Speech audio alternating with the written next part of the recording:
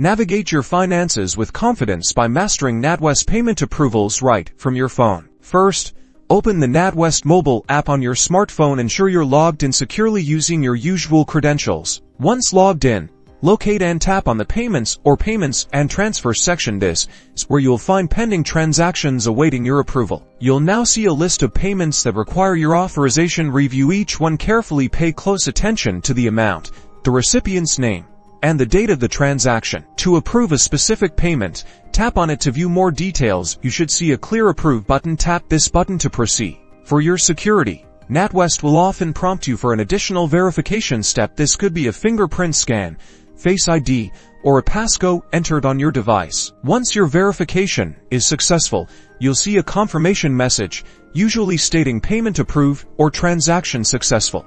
The approved payment will then be processed and will appear in your transaction history. It's that simple to keep your money moving securely and efficiently.